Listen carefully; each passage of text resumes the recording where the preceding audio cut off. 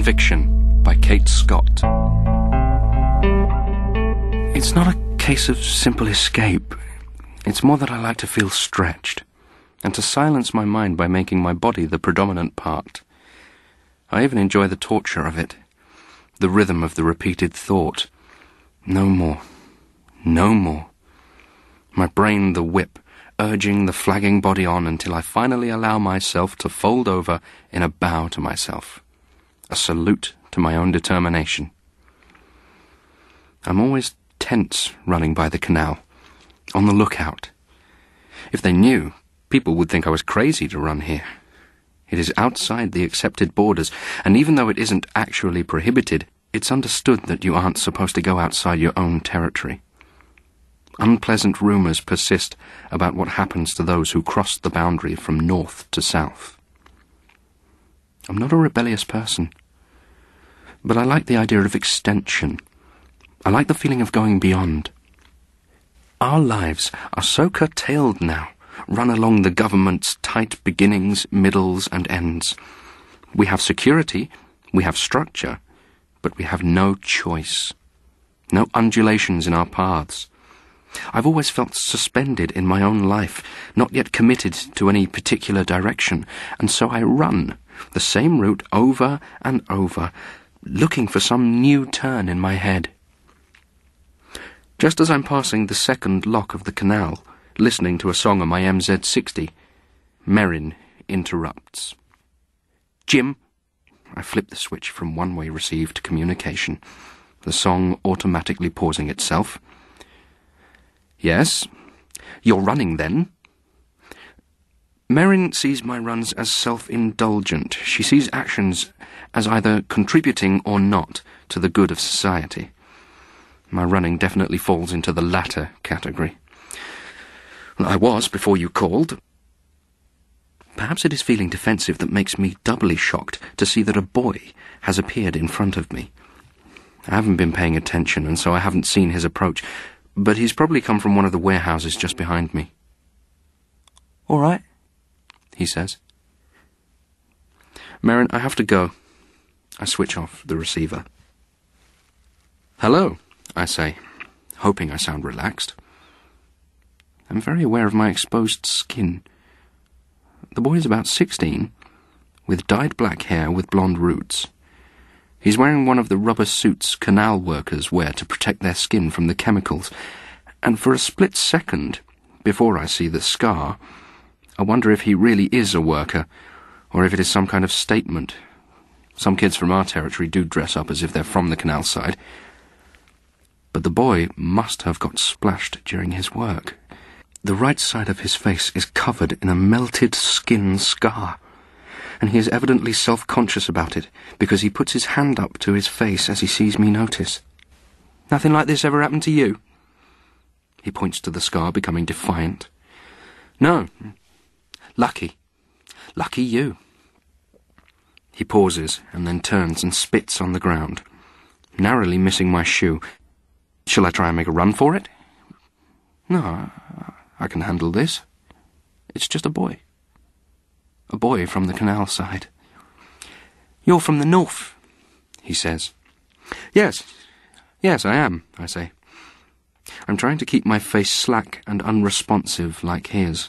I will myself not to smile, not to seem as if I am trying to get him on my side. A smile would be giving away power. A smile would be telling him I am scared. As if he didn't already know. "What are you doing here?" For a second I think the question is genuinely curious, and I'm about to explain. Then I catch myself as I see the sneer twitching his lip. "Turned the wrong corner." "I'll say." He spits again, this time hitting the toe of my right shoe. We both look at it, and then we look up at each other. You read all sorts of things about the canal people, about how they're not like us, they're subnormal, violent, the usual prejudiced cant. Merrin rants endlessly about the misrepresentation of the canal people, even though we don't actually know any. Merrin is a radical. That is, she is passionate and concerned, and in a constant fit of motivated anger. I'm just your average right-thinking, or rather left-thinking, well-intentioned liberal. And like all well-intentioned liberals confronted with reality, I am petrified, but desperate not to show it. Turn the wrong corner, I repeat. I deliberately ignore the gesture of the spit.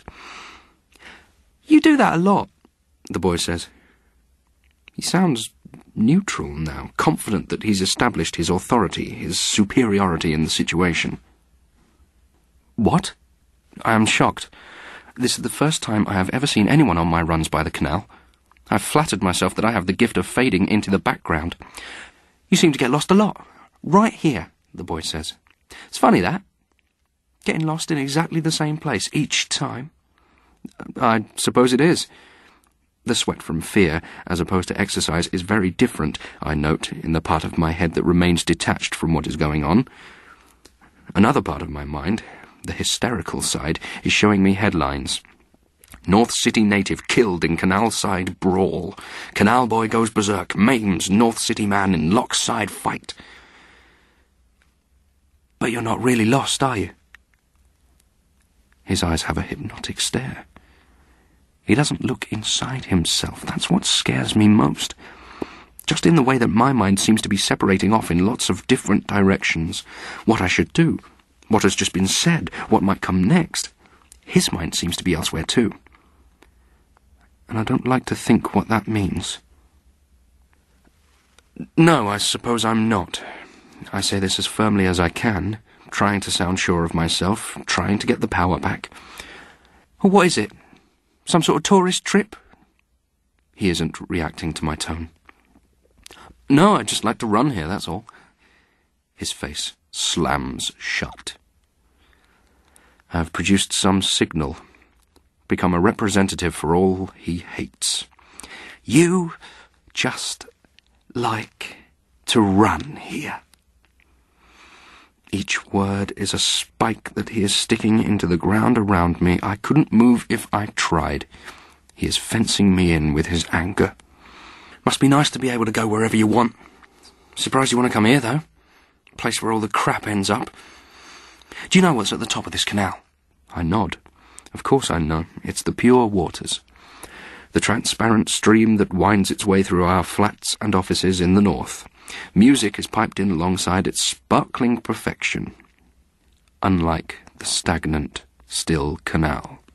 Yeah, your perfect little stream. And then you put your crap in it and don't worry if we get splashed, right? The north has to be kept perfect.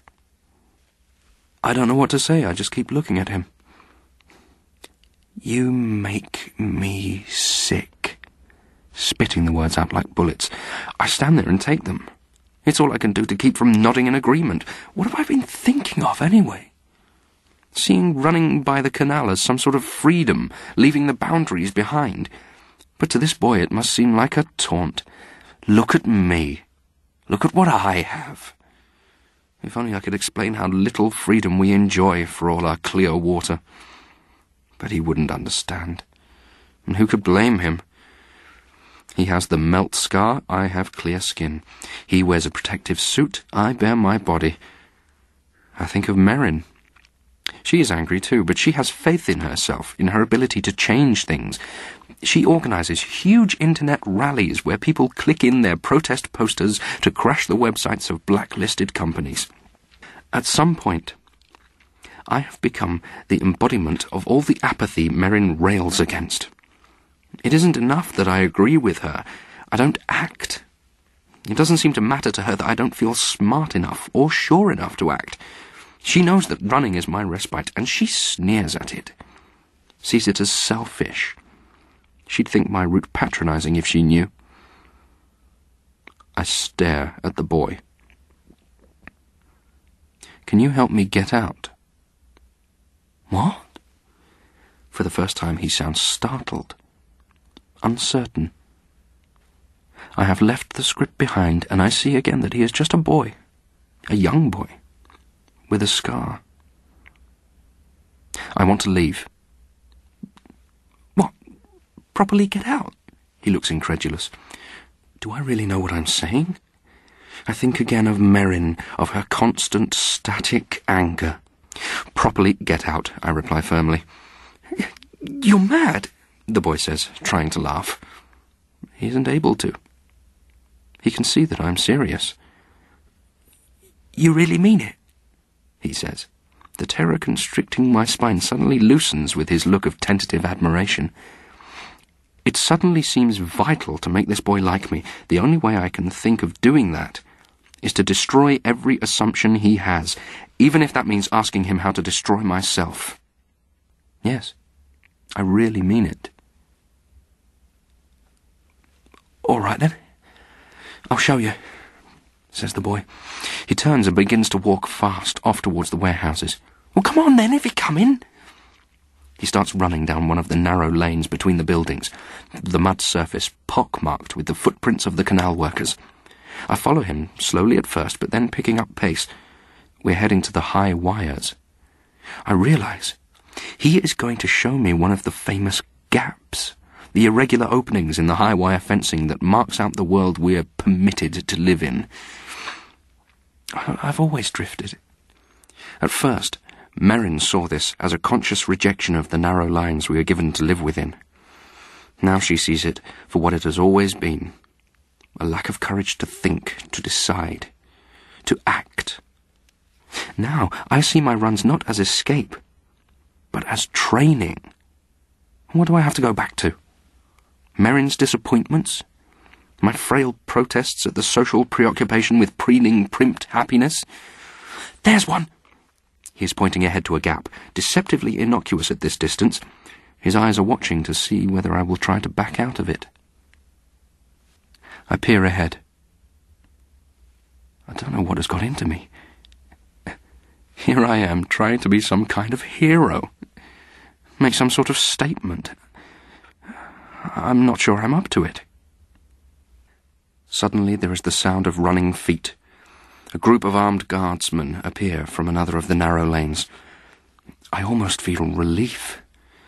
I can't go through with it now, and even the boy can't blame me. I look back at the guardsmen, who are within a few meters of us now, and feel my breath catch in my throat. It's Merrin. Merrin is there, with the guardsmen. With them, among them, one of them. I look down at the MZ60 I am still clutching. The location switch is on. I must have flicked it when I was running. She knew exactly where to find me. Maybe she always knew. Some part of me isn't even shocked. I have heard of such conversions before. The greater the height, the darker the fall. I look at her and she looks back, unflinching. It is the face of someone who has changed beyond all recognition. I look at the boy, no longer afraid to smile, and he smiles back. We both know I won't make it. I'll be brought in one way or another, but I can feel a thought running in both our heads. Perhaps this is just the beginning of a story. The story of a runner who makes it. The thought shivers down my spine. I recognize the feeling. It's happiness. The happiness of conviction. Conviction by Kate Scott was read by Anthony Glennon. The producer was Gemma Jenkins.